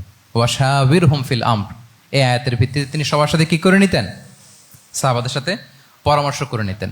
আপনারা দ্বিতীয় হিজরির যে বদরের যুদ্ধের কথা জানেন, বদরের প্রান্তরটা মদিনা থেকে প্রায় 130 কিলো দক্ষিণ পশ্চিমে। তো ওখানে গেলেন মদিনা থেকে তিনি। যাওয়ার পরে এক জায়গায় তিনি সেনা ক্যাম্প স্থাপন করলেন। স্থাপন করার পরে হাব্বাব ইবনুল মুনজির রাদিয়াল্লাহু তাআলা আনহু তিনি জিজ্ঞেস করলেন, ইয়া রাসূলুল্লাহ, এই যে আপনি এই জায়গায় বদরের প্রান্তরে সেনা শিবির স্থাপন করলেন, সেনা ক্যাম্প স্থাপন করলেন, এটা কি আল্লাহর দেখিয়ে দেয়া কোনো জায়গা নাকি আপনার ইচ্ছায়? তিনি বললেন, আমানজিলান আনসালাকাল্লাহু লাইসা লানা আন নাতাকদ্দামাহু ওয়ালা নাতাআখারা আনহু। এটা কি একেবারে ফিক্সড আল্লাহর পক্ষ থেকে ওহী যে এখানেই শিবির স্থাপন করতে হবে, নাকি আমহুয়া রায়ু ওয়াল হারবু ওয়াল মাকিদা, নাকি এটা যুদ্ধের কৌশল হিসেবে আপনি নিজ থেকে করেছেন? রাসূল সাল্লাল্লাহু আলাইহি ওয়াসাল্লাম বললেন, না, এটা কোনো ওহী না। আমার কাছে মনে হয়েছে, আমার যে অ্যানালিসিস, আমার মনে হয়েছে বদরের যুদ্ধে এখানেই আমাদের পজিশনিংটা হইলে ভালো হয়। হাব্বাব ইবনে মুনজির রাদিয়াল্লাহু তাআলা আনহু বলেন, না, ইদান লাইসা হাযা বিমানসিল ইয়া রাসূলুল্লাহ, তাহলে এইখানে যদি আপনার নিজ থেকে আপনি এটা ডিসাইড করেন, আমি আপনার অনুমতিক্রমে বলতে চাই ইয়া রাসূলুল্লাহ, এটা সুন্দর জায়গা হয়নি। সুন্দর জায়গা হয়নি? তাহলে কোথায়? হাব্বাব বললেন, ওইখানে, ওই যে বদরের একটা কুয়া আছে, এখানে পানির সোর্স আছে, আমরা যদি ওইখানে একটা ব্লকেট দিয়ে দাঁড়াতে পারি, তাহলে কোরাইশরা এসে আর পানি খেতে পারবে না, ওরা পানি না খেয়েই মরবে, যুদ্ধেও মরবে, পানির অভাবেও মরবে। আল্লাহু আকবার। এক মুহূর্ত দেরি করলেন না রাসূল সাল্লাল্লাহু আলাইহি ওয়াসাল্লাম। এই অপিনিয়ন পাওয়ার সাথে সাথেই বললেন, এই সেনা ক্যাম্প এখান থেকে উঠে হাব্বাব যেখানে বলেছে ওইখানে যে সেনা শিবির স্থাপন করো। এক সেকেন্ডও দেরি করেন নাই। তাহলে কোনো ইগোইস্টিক ঝামেলা ছিল না, ভেরি অ্যাকোমোডেটিভ ছিলেন রাসূল সাল্লাল্লাহু আলাইহি ওয়াসাল্লাম। আমরা অনেক সময় নতুন কোনো কথা শুনলে, কোনো রিফর্ম শুনলে, শ্রোতাদের মধ্যে থেকে কিছু একটা শুনলে আটকে উঠি, চেঞ্জ করতে চাই না, রিজিড হয়ে থাকে। এই রিজিডিটি রাসূল সাল্লাল্লাহু আলাইহি ওয়াসাল্লামের মধ্যে ছিল না, ভেরি অ্যাকোমোডেটিভ ছিলেন, ইজিলি ওপেন আপ করতে পারতেন। মুহূর্তেই বলেন, ঠিক আছে, আমি যেখানে করেছি আসলে ঠিক হয় না, হাব্বাব যেখানে বলেছে সবাই ওখানে যে সেনা ক্যাম্প স্থাপন করো। আল্লাহু আকবার। উনি চাইলে বলতে পারতেন, এই হাব্বাব, তুমি কি আমার চেয়ে বেশি বুঝো? আমি তো নবী, তুমি আমার উম্মাহ, আমার কাছে ওহী আসে। কোনো ধরনের আর্গুমেন্টে না যে সরাসরি রাসূল সাল্লাল্লাহু আলাইহি ওয়াসাল্লাম এটাকে মেনে নিলেন। আল্লাহু আকবার। তাহলে এই যে ইন্টারাকশন, দেখেন কত চমৎকার ইন্টারাকশন ছিল সাহাবীদের সাথে রাসূলুল্লাহ সাল্লাল্লাহু আলাইহি ওয়া আলিহি ওয়াসাল্লামের। তাহলে good interaction with your followers, এটা জরুরি। আমরা যদি খন্দকের ঘটনা দেখি, খন্দকের যে পরীক্ষা খনন করা হয়েছিল, এটা কিন্তু কোনো মদিনার বা মক্কার কোনো আরাবিয়ান সাহাবাদের কাছ থেকে এই পরামর্শ আসেনি। এসেছে কার কাছ থেকে? সালমান আল ফারিসি। বাড়ি কই? সেই ইরান, ইয়ামান না, ইরানে। উনি হি ওয়াজ পার্সিয়ান, উনি ইরান থেকে আসছে। তাহলে ইজিলি তিনি সাহাবীদের কাছ থেকে চমৎকার অপিনিয়ন আসলে সেটাকে পিক করতেন এবং তাদের সাথে চমৎকার ইন্টারাকশন ছিল। সাহাবীদের সাথে, ফলোয়ারদের সাথে ওনার কতটা গভীর ইন্টারাকশন ছিল, ছোট্ট একটা হাদিস বলে, হাদিসটা সহিহ, মুসনাদে আহমদ ইবনে হাম্বালে এসছে। আমি এই পয়েন্টটা শেষ করছি। রাসূল সাল্লাল্লাহু আলাইহি ওয়াসাল্লামের যুগে এক সাহাবী ছিল, তার নাম ছিল জাহির ইবনে হারাম আল আশজাঈ। জাহির সাহাবীর নাম কি? সবাই বলুন, কি নাম? জাহির রাদিয়াল্লাহু তাআলা আনহু। উনি মদিনায় থাকতেন না, উনি মরুপল্লীতে থাকতেন, মানে বেদুইন ছিলেন আর কি। মদিনা তো শহর, সিটি, উনি সিটিতে থাকতেন না, উনি থাকতেন মরুপল্লীতে। ওখানে তিনি অর্গানিক ফলমূল, শাকসবজি চাষ করতেন। রাসূল সাল্লাল্লাহু আলাইহি ওয়াসাল্লাম ওনার এই অর্গানিক ফলমূল আর শাকসবজি খুব পছন্দ করতেন। ফলে উনি প্রায় সেই মরুপল্লী থেকে রাসূল সাল্লাল্লাহু আলাইহি ওয়াসাল্লামের জন্য অর্গানিক ফ্রেশ ফ্রুট আর শাকসবজি মদিনায় নিয়ে আসতেন এবং এগুলো ফ্রিতে দিতেন রাসূল সাল্লাল্লাহু আলাইহি ওয়াসাল্লামকে অ্যাজ এ গিফট। উপহার হিসেবে রাসূল সাল্লাল্লাহু আলাইহি ওয়াসাল্লামকে মরুপল্লী থেকে চাষ করে আনা ফলমূল, শাকসবজি দিতেন। আর কিছু শাকসবজি, ফলমূল তিনি মদিনার বাজারে বিক্রি করতেন। তো একবার তিনি এসে রাসূল সাল্লাল্লাহু আলাইহি ওয়াসাল্লামকে অর্গানিক এই ফ্রুটগুলো দিয়ে বাকিগুলো মদিনার বাজারে বিক্রি করতেছেন। রাসূলুল্লাহ সাল্লাল্লাহু আলাইহি ওয়া আলিহি ওয়াসাল্লাম বাজার ভ্রমণে গেলেন, যে দেখে ওই তো জাহির, উনি আবার কানা রজুলান দামিমান, একটু কুৎসিত দেখতে, একটু খাটো কুৎসিত শ্যামবর্ণের ছিলেন।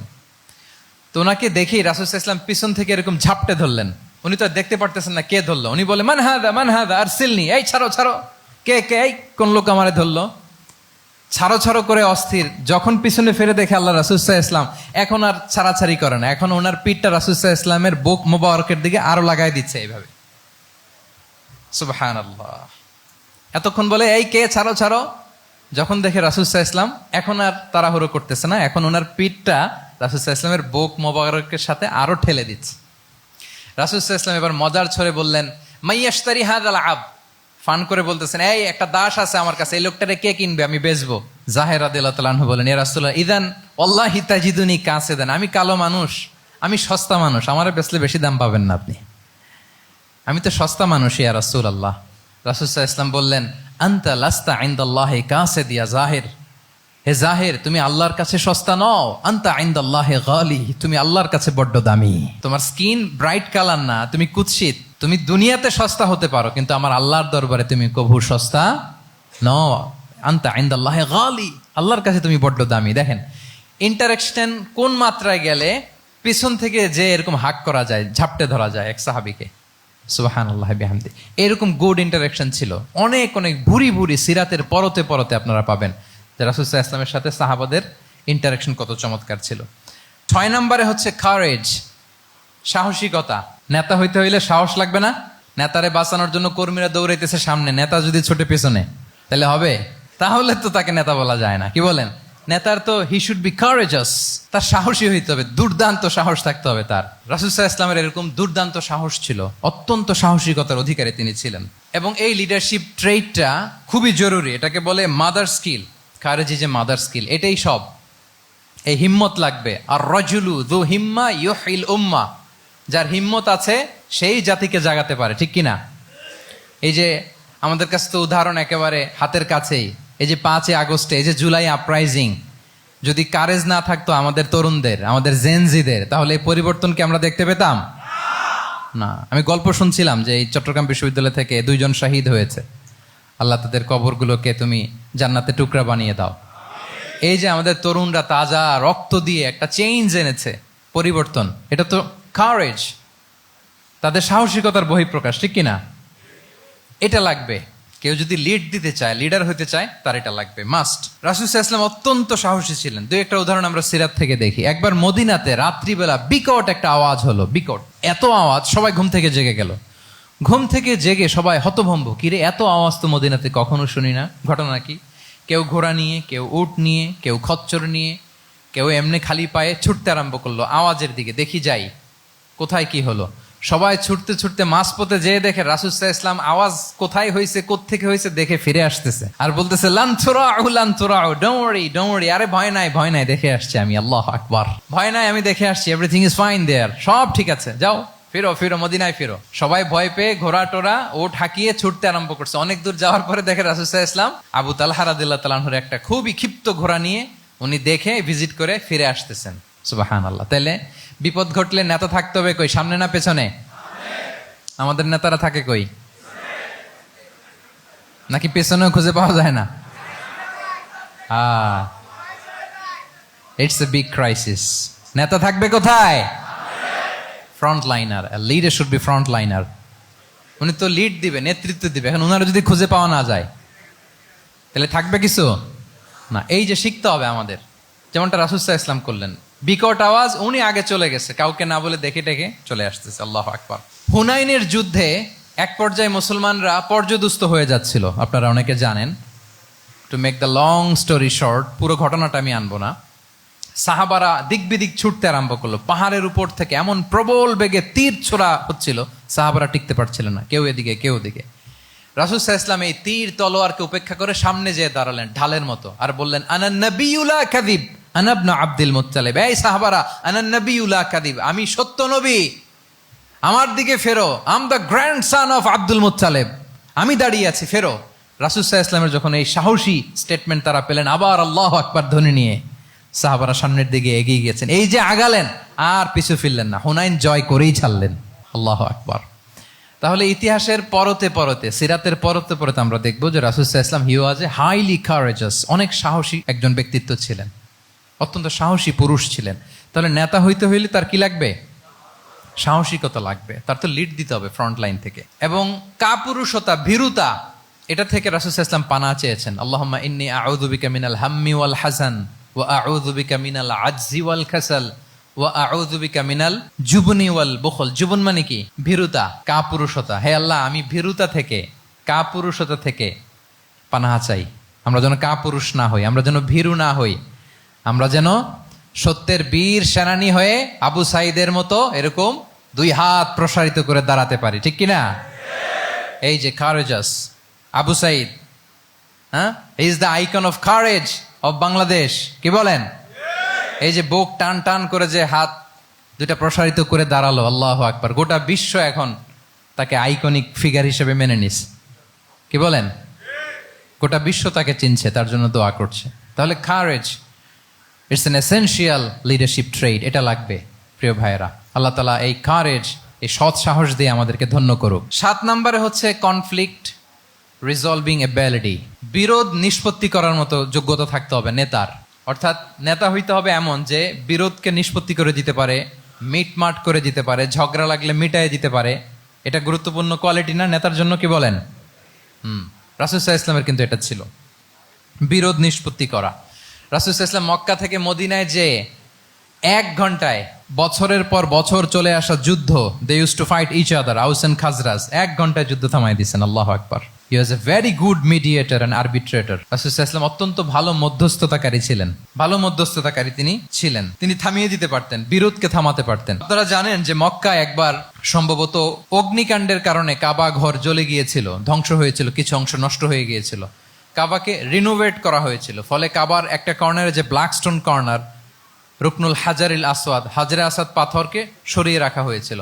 এখন কাবা যখন পুনর্নির্মাণ শেষ, ওই হাজরে আসওয়াদ পাথরকে আবার তার জায়গায় রাখা হবে। কিন্তু কে রাখবে? সবাই রাখতে চায়, সব দলের নেতারা বলে আমরা রাখবো। এক দলের নেতা বলে যে আমি রাখবো, এটা অনেক very prestigious and dignified issue, এই প্রেস্টিজ আমরা কাউকে নিতে দিব না। আরেক দলের নেতা বলে না, আমাদের পাওয়ার বেশি, আমরা রাখবো। আরেক দলের নেতা বলে যে না, এটা আমাদেরই। আরেকজন বলে রক্তের গঙ্গা বইয়ে দিব মক্কায়, কিন্তু এই সম্মান হাতছাড়া হতে দেব না। এখন জাতীয় 4 নেতা গেছে 4 দিকে, সমাধান তো নাই। পাথর কয়টা? পাথর তো মাত্র একটা। ইন দ্য মিন টাইম রাসূল সাল্লাল্লাহু আলাইহি ওয়াসাল্লাম আসলেন। রাসূল সাল্লাল্লাহু আলাইহি ওয়াসাল্লামকে দেখেই সবাই হ্যাপি, সবাই বলে যা আমিনুন রাদিনা বি, এই তো আলামিন আসছে, ওই ফয়সালা করবে। আল্লাহ রাসূল সাল্লাল্লাহু আলাইহি ওয়াসাল্লাম বললেন কি হয়েছে? এই ঘটনা। জাতীয় 4 নেতা বলে এই পাথর নিয়ে তারা নিজেরা রাখবে, কাউকে দিবেন। রাসূল সাল্লাল্লাহু আলাইহি ওয়াসাল্লাম বললেন ঠিক আছে, একটা চাদর নিয়ে আসো। চাদর নিয়ে আসা হলো। এবার জাতীয় 4 নেতা চাদরের 4 কর্নার ধরে দাঁড়ালো। রাসূল সাল্লাল্লাহু আলাইহি ওয়াসাল্লাম নিজ হাতে হাজরে আসওয়াদ তুলে চাদরের মাঝখানে রাখলেন। এবার 4 নেতাকে বললেন আসো তোমরা আমার সাথে। তারা আগাতে লাগলো। কাবা ঘরের সামনে যখন আসলো, রাসূল সাল্লাল্লাহু আলাইহি ওয়াসাল্লাম নিজ হাতে, ওনার বরকতময় হাতে আবার হাজরে আসওয়াদ ধরে ঠিক জায়গায় মতো রেখে দিলেন। এতক্ষণ কিন্তু 4 নেতা কি বলছে? কাউরে ধরতে দিব না, কাউকে। কিন্তু এখন চাদরের কোনা ধরেই happy. This is called conflict resolving ability. একজন নেতার এরকম কনফ্লিক্ট, সমাজে যখন এই ধরনের বিরোধ তৈরি হয়, ঝামেলা তৈরি হয়, মারামারির মতো পরিস্থিতি তৈরি হয়, সংঘাতের মতো একটা সিচুয়েশন হয়, নেতা এটাকে রিজলভ করার ক্যাপাসিটি, এবিলিটি তার থাকতে হবে। আল্লাহ রাসূল সাল্লাল্লাহু আলাইহি ওয়াসাল্লামকে আল্লাহ তাআলা এটা দিয়েছিলেন। আল্লাহু আকবার। শুধু বড় বড় জিনিস না, ছোট ছোট জিনিসও করতে হয়। লেটস সে নিজ দলের নেতা কর্মীদের মধ্যে মারামারি, নিজ দেশের ভেতরে মারামারি, দেশের সাথে প্রতিবেশী দেশের বিরোধ, রিজিওনাল সুপার পাওয়ার হলে আশেপাশের অনেকগুলো দেশের মধ্যে বিরোধ, আপনাকে নেতা হয়ে এগুলো মিটমাট করে দিতে হবে। সুপার পাওয়ার যদি হয়ে যান, গোটা বিশ্বের যেখানে ঝামেলা লাগে, দেখেন না বড় বড় মোড়লরা কি করে?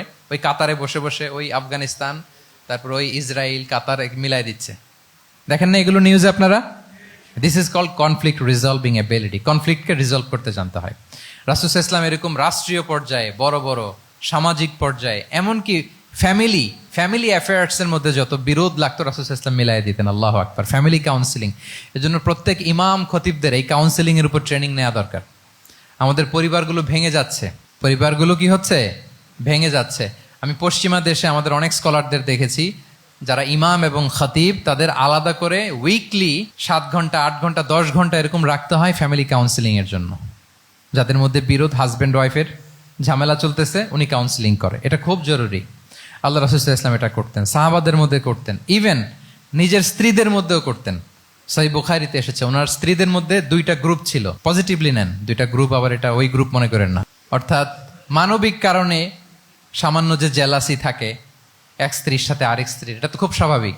ওই ওনাদের মধ্যে একসাথে তো অ্যাট এ টাইমে খুব সম্ভবত 9 জন স্ত্রী বেঁচে ছিলেন। হাফসা রাদিয়াল্লাহু তাআলা আনহাকে কেন্দ্র করে একটা গ্রুপ, আয়েশা রাদিয়াল্লাহু তাআলা আনহাকে কেন্দ্র করে একটা গ্রুপ। তাদের মধ্যে অনেক কথাবার্তা, কিছু মানবিক কারণে যেগুলো হয়, এটা কিন্তু ছিল। রাসূল সাল্লাল্লাহু আলাইহি ওয়াসাল্লাম প্রায় ওনাদেরকে নিয়ে বসে এগুলো রিজলভ করে দিতেন। ওনার নিজের কন্যা ফাতেমা রাদিয়াল্লাহু তাআলা আনহার সাথে আলী রাদিয়াল্লাহু তাআলা আনহার যদি মনোমালিন্যের ঘটনা ঘটতো, এগুলো উনি রিজলভ করে দিতেন। এবং খুব কাছাকাছি ছিল কিন্তু ঘর, যারা মদিনায় মাআরিদুস সিরান নাবাবিয়া ওগুলোতে গিয়েছেন, দেখবেন যে রাসূল সাল্লাল্লাহু আলাইহি ওয়াসাল্লামের ঘরের পাশে অন্যান্য স্ত্রীদের ঘরগুলো একটার পর একটা, পাশেই ফাতেমা রাদিয়াল্লাহু তাআলা আনহার ঘর। একবার তিনি দুপুরবেলা ফাতেমা রাদিয়াল্লাহু তাআলা আনহার ঘরে গেলেন, যে দেখেন যে ঘরে আলী রাদিয়াল্লাহু তাআলা আনহু নেই। তো জিজ্ঞেস করলেন যে আইনা ইবনু আম্মি, কোথায় আলী কোথায়? তো বললেন যে কানা বাইনি ওয়া বাইনাহু শাই, আমাদের মধ্যে একটু ঝগড়াঝাটি হয়েছে আর কি, মনোমালিন্য হয়েছে। ফাগাদাবানি, উনি একটু রেগে গেছেন আমার উপর। ফাখারাজা ফালাম ইয়াকিল ইনদি, প্রত্যেকদিন খাওয়ার পরে তো এখানেই কাইলুলা করে, আজকে আর ঘরে কাইলুলা করে নাই, কই যেন চলে গেছে। তো কোথায় গেল? রাসূল ইসলাম লোক পাঠালো, খুঁজে দেখো আলী কোথায়। আলী রাদিয়াল্লাহু তাআলা আনহু উনি মনের কষ্ট নিয়ে মসজিদে নববীর মধ্যে শুয়ে আছেন। তো রাসূল ইসলাম খুঁজতে খুঁজতে মসজিদে নববীর ভেতরে গেলেন, দেখলেন যে উনি যে শুয়ে আছে, ওনার গায়ের জামাটা এক পাশে পড়ে আছে আর বালুর মধ্যে ওনার শরীর পড়ে আছে। তো উনি ডাকলেন, কুম ইয়া আবা তুরাব, কুম ইয়া আবা তুরাব, হে বালির বাবা আলী, বালির বাবা আলী, ওঠো ওঠো। মজা করে বললেন যে ইয়া আবা তুরাব, যেহেতু বালি লেগে আছে গায়ে, বালির বাবা আলী ওঠো। ওখান থেকে ধরে এনে ফাতেমা রাদিয়াল্লাহু তাআলা আনহার কাছে নিয়ে, দুইজনকে পাশে বসিয়ে এই যে আবার মিটমাট। এটা ছিল রাসূল সাল্লাল্লাহু আলাইহি ওয়াসাল্লামের ডেইলি বেসিসে একটা অ্যাক্টিভিটি। কনফ্লিক্ট তিনি রিজলভ করে দিতেন। সহিহ বুখারীতে একটা অধ্যায় আছে, কিতাবুস সুলহি ফিল বুখারীতে আছে কিতাবুস সুলহ, এটার নাম, অধ্যায়টার নাম হচ্ছে কিতাবুস সুলহ, মানে মীমাংসা করে দেওয়ার অধ্যায়। একটা পরিচ্ছেদ আছে, পরিচ্ছেদের নাম হচ্ছে বাবু কওলিল ইমামি লি আসহাবিহি ইযহাবু বিনা নুসলিহ বাইনাহুম। রাসূল ইসলাম প্রায় বলতেন যে আমাকে নিয়ে যাও, আমি মিলাই দিব। ঝগড়া ঝাঁটি মারামারির কথা শুনলে রাসূল ইসলামের বিখ্যাত ডায়লগ এটা। উনি বলতেন, আরে ঝগড়া, ইযহাবু বিনা, আমি আসছি, আমার নিয়ে যাও, আমি মিলাই দিব। আমাকে নিয়ে যাও, আমি সংশোধন করে দিব। আল্লাহু আকবার। তাহলে কনফ্লিক্ট রিজলভিং এবিলিটি, এটা একজন নেতার থাকা চাই। 8 নম্বরে হচ্ছে visionary. A leader should be futuristic, সময়ের আগে চলতে পারা, এটা নেতার কাজ। He should see beyond the boundary, out of the box. তাকে আউট অফ দ্য বক্স চিন্তা করতে হবে। কর্মীরা যদ্দূর দেখে এরপর থেকে নেতা দেখা শুরু করবে, তখন সেই হয়ে উঠবে নেতা।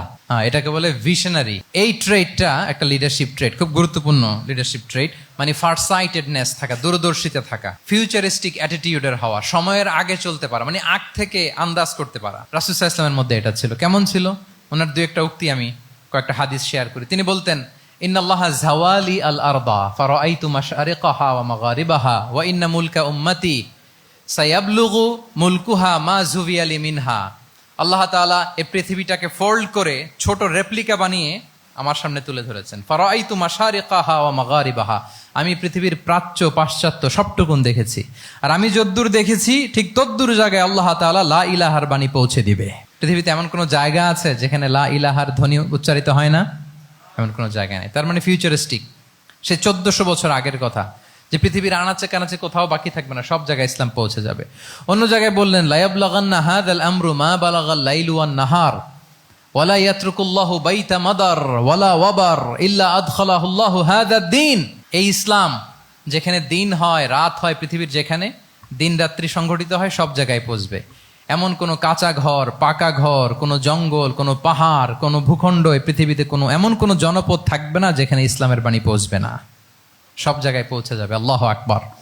তাহলে এটা হচ্ছে ফিউচারিস্টিক অ্যাটিটিউডের ব্যক্তিত্ব হওয়ার কারণে তিনি এমনটি বলেছেন। আগাম বুঝে ফেলতেন।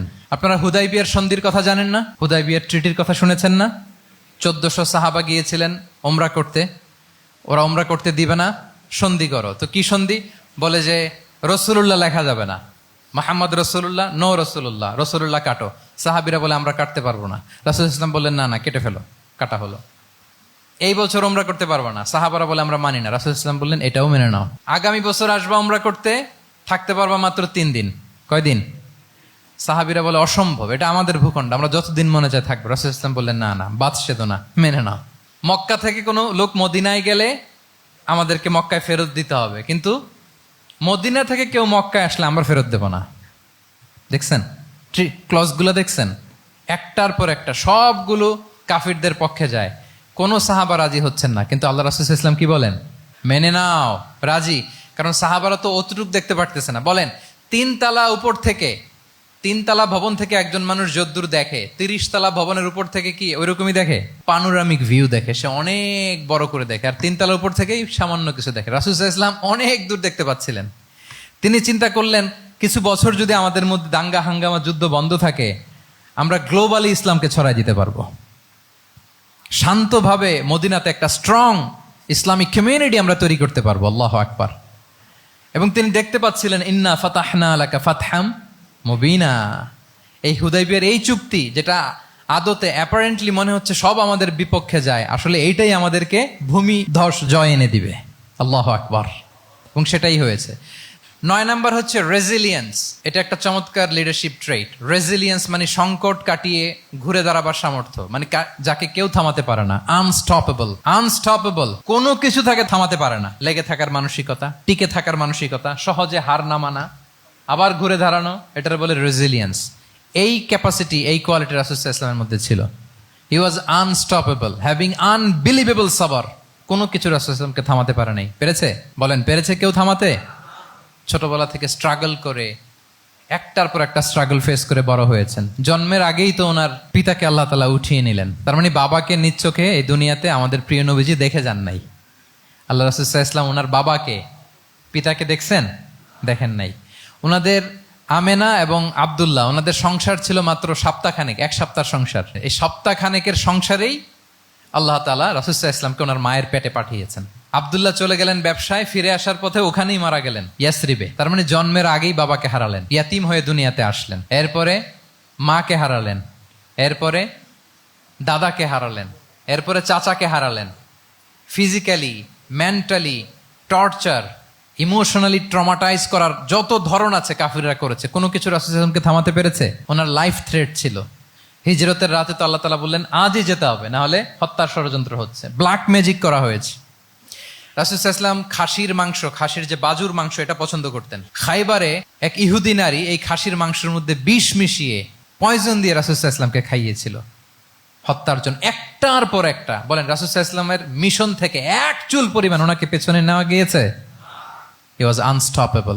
This is called resilience. একজন নেতার মধ্যে এই রেজিলিয়েন্ট মানসিকতা থাকতে হবে যে আমাকে কেউ থামাইতে পারবে না, আমরা আমাদের মঞ্জিলে মকসুদে যাবই, এই মেন্টালিটির হইতে হবে। এটা হচ্ছে একটা লিডারশিপ ট্রেট, রেজিলিয়েন্ট। 10 নম্বরে হচ্ছে স্ট্র্যাটেজিক লিডারশিপ। নেতার কৌশলী হতে হয়। তার যেই লক্ষ্য, মিশন, ভিশন, এটা সে সুকৌশলে আদায় করে নিবে। শুধু স্ট্র্যাটেজি নিয়ে, রাসূল সাল্লাল্লাহু আলাইহি ওয়াসাল্লামের স্ট্র্যাটেজি নিয়ে সুদীর্ঘ আলোচনা হতে পারে। আমি 2-1টা স্ট্র্যাটেজির কথা বলি, 2-1টা ওয়ার স্ট্র্যাটেজি। যুদ্ধের ময়দানে উনি কি স্ট্র্যাটেজি অবলম্বন করতেন দেখেন। উনি যুদ্ধের ডিস্ট্রাকশনকে, ক্যাজুয়ালিটি মিনিমাইজ করবার জন্য ওনার নির্দেশনা থাকতো, খবরদার কোনো নারীর গায়ে হাত তুলো না যুদ্ধের ময়দানে, শিশুর গায়ে হাত তুলো না, কোনো পাদ্রীর গায়ে হাত তুলো না, উপাসনারত যে সন্ন্যাসীরা আছে তাদের গায়ে হাত তুলো না, ওই এলাকার গবাদি পশুগুলোকে মেরো না, গাছপালা ধ্বংস করো না, যারা তোমাদের বিরুদ্ধে তলোয়ার ধরেনি তাদেরকে অ্যাটাক করো না। আল্লাহু আকবার, হোয়াট এ স্ট্র্যাটেজি! এবং যুদ্ধ চলাকালীন সময়ে সব সৈনিককে উনি এক জায়গায় মোতায়েন করতেন না, 5 ভাগে ভাগ করে নিতেন। ডান পাশে মাইমানা, বাম পাশে মাইসারা, সামনে হচ্ছে মুকাদ্দিমাতুল জাইশ, মাঝখানে কালব, পেছনে খালফ। এইভাবে 5টা ব্যাটালিয়নে ভাগ করে তারপরে তিনি যুদ্ধ পরিচালনা করতেন।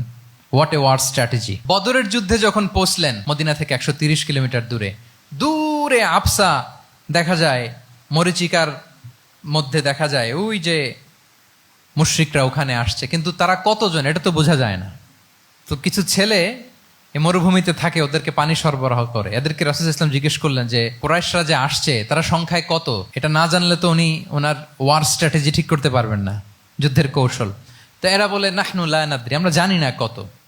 এখন এটা কিভাবে তিনি বের করবেন? সংখ্যায় তারা কত এটা তো আমাকে ফাইন্ড আউট করতে হবে। রাসূল সাল্লাল্লাহু আলাইহি ওয়াসাল্লাম বলেন যে ওরা কি খায়? বলে যে প্রতিদিন ওট জবাই করে খায়। তো রাসূল সাল্লাল্লাহু আলাইহি ওয়াসাল্লাম বলেন যে প্রতিদিন কয়টা ওট লাগে? বলে যে ইয়াউমান তিসআন ওই ইয়াউমান আশরান। 2 দিন হয়েছে আসছে, তো প্রথম দিন দেখলাম 9টা জবাই করছে, আজকে দেখছি 10টা জবাই করছে। রাসূল সাল্লাল্লাহু আলাইহি ওয়াসাল্লাম বললেন ইদান আল কওমু মা বাইনা আত-তিসআমিয়া ওয়াল আলফ। তাহলে ওরা 900 থেকে 1000 এর মধ্যে। সুবহানাল্লাহ। এবার বলেন বদরের যুদ্ধে কুরাইশদের সংখ্যা ছিল কত? আল্লাহু আকবার, what a war strategy!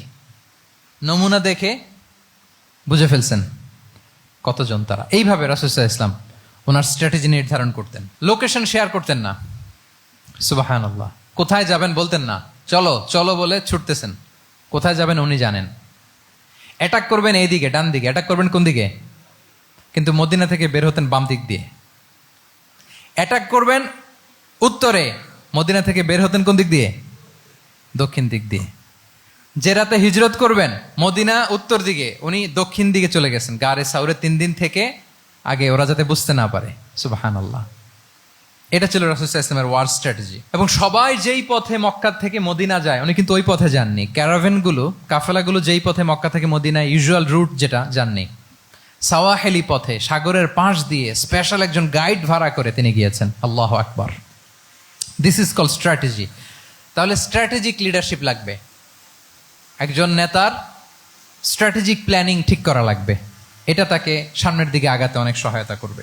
11 number, practical wisdom, অর্থাৎ প্রজ্ঞা থাকতে হবে। একজন নেতা যে ডিসিশনগুলো সে মেক করবে এটা প্রজ্ঞায় সুসজ্জিত হইতে হবে। আল্লাহ রাসূল সাল্লাল্লাহু আলাইহি ওয়া আলিহি ওয়াসাল্লামের যতগুলো সিদ্ধান্ত ছিল, কাজ ছিল, কোনোটাই প্রজ্ঞা থেকে খালি ছিল না, সবগুলো ছিল প্রজ্ঞায় সমৃদ্ধ।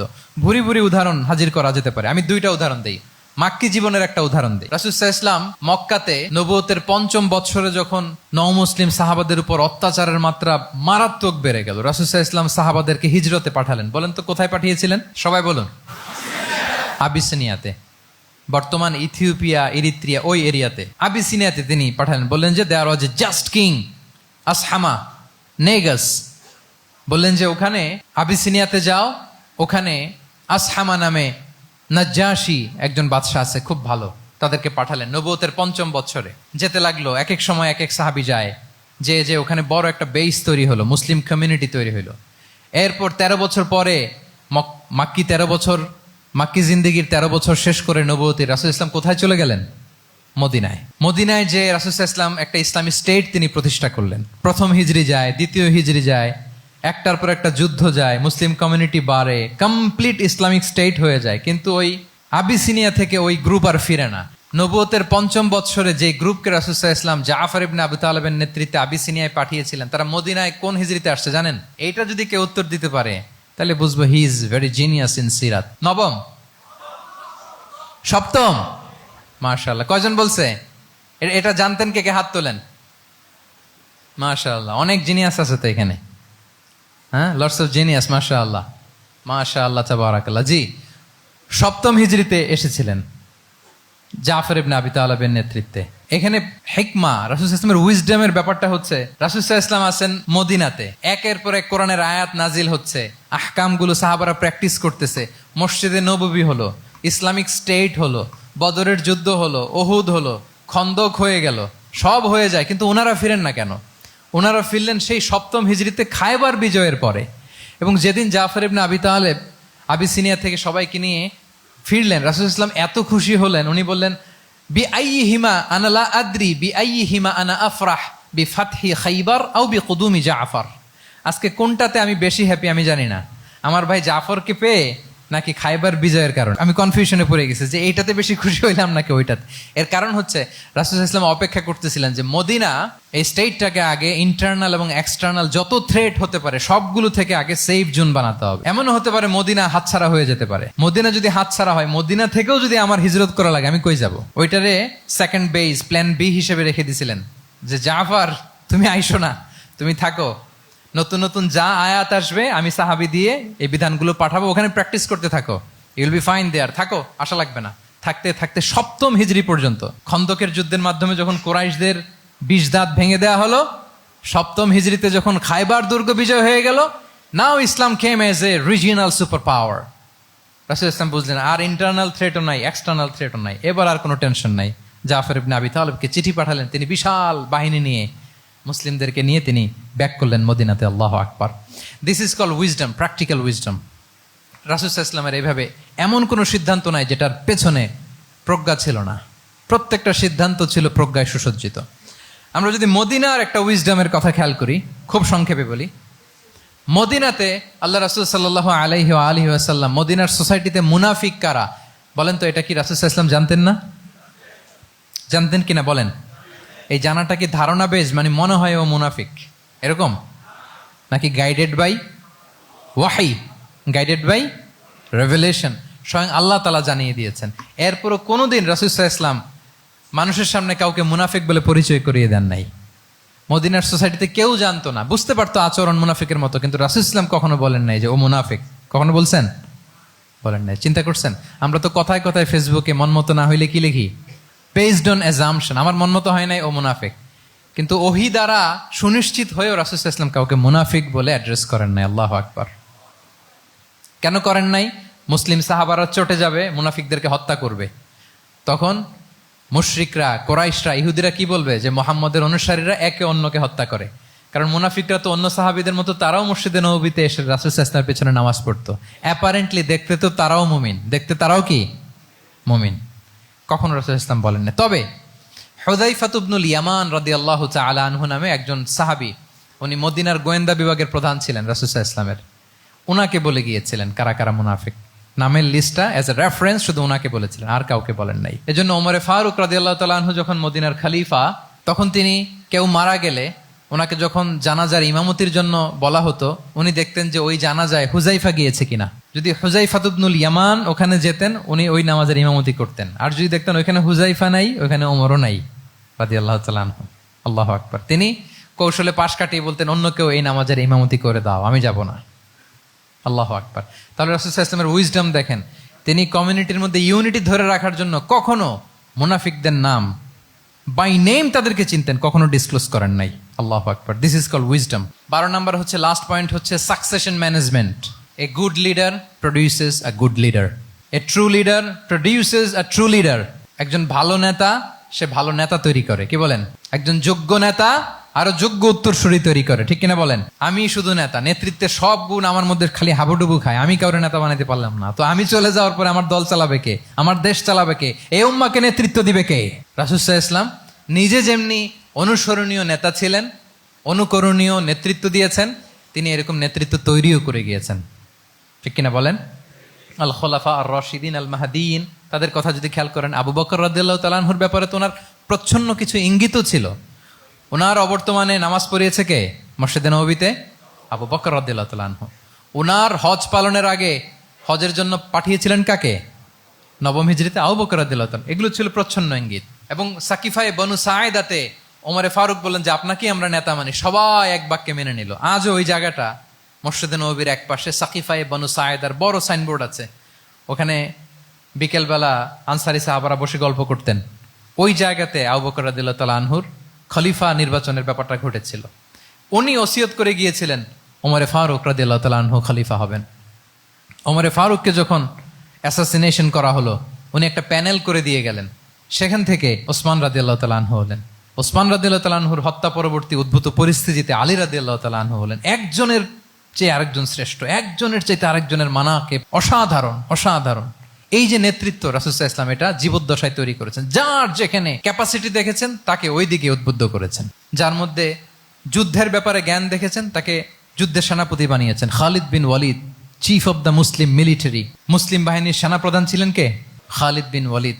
ওনার দিয়ে কখনো কবিতা লিখতে পাঠাইছেন রাসূল সাল্লাল্লাহু আলাইহি ওয়াসাল্লাম, কিন্তু হাসান বিন সাবিতকে দিয়ে কি করছেন? শুধু কি কবিতা লেখানো, ওনার মিম্বরের পাশে মসজিদে নববীতে আরেকটা মিম্বর বানাই দিয়েছেন, স্টেজ, যে তুমি এখানে দাঁড়িয়ে এমন জ্বালাময়ী কবিতা লিখবে যেন গুজবাম হয় মুসলমানদের, জেহাদের ময়দানের জন্য ঝাঁপিয়ে পড়ে।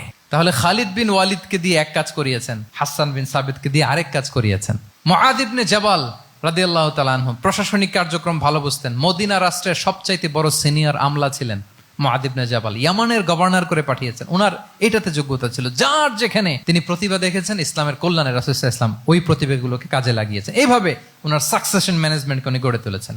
ফলে ওনার পরবর্তীতে বছরের পর বছর ইসলামী নেতৃত্বের হাল ধরতে মুসলিম উম্মার বেগ পেতে হয় নাই, ঠিক কিনা বলেন? তাহলে a good leader, a true leader produces a good leader. একজন সফল নেতা সে এরকম আরো আরো অনেক সফল নেতৃত্ব তৈরি করে যায়, তাহলেই তার নেতৃত্ব সামনের দিকে আগাতে থাকে। 12টা জিজ্ঞেস করলে বলা যাবে?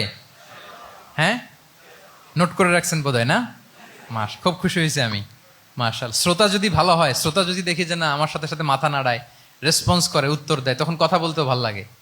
মানে এত গরমের মধ্যে, এত কষ্টে, অল আর সোয়েটিং, বাট এত মনোযোগের সাথে আপনারা শুনেছেন। আল্লাহ তাআলা আপনাদেরকে কবুল করুক। যুগোপযোগী নেতৃত্ব তৈরি করবার জন্য রাসূল সাল্লাল্লাহু আলাইহি ওয়াসাল্লামের এই যে লিডারশিপ ট্রেট, লিডারশিপ ফিচার্স, লিডারশিপ কোয়ালিটি, ওনার যে নেতৃত্বের ধরন আমরা জানলাম, এগুলো থেকে আমাদের অনেক শেখার আছে, অনেক নেয়ার আছে। আমরা চাইবো আমাদের আগামী নেতৃত্ব আল্লাহ রাসূল সাল্লাল্লাহু আলাইহি ওয়াসাল্লামের লিডারশিপ ট্রেট থেকে উপকৃত হবে। তারা এগুলো স্টাডি করবে, এখান থেকে তারা তাদের নিজেদের নেতৃত্বকে সাজাবে। আল্লাহ তাআলা আমাদের সবাইকে কথাগুলো বোঝা আর আমল করার তৌফিক দান করুক।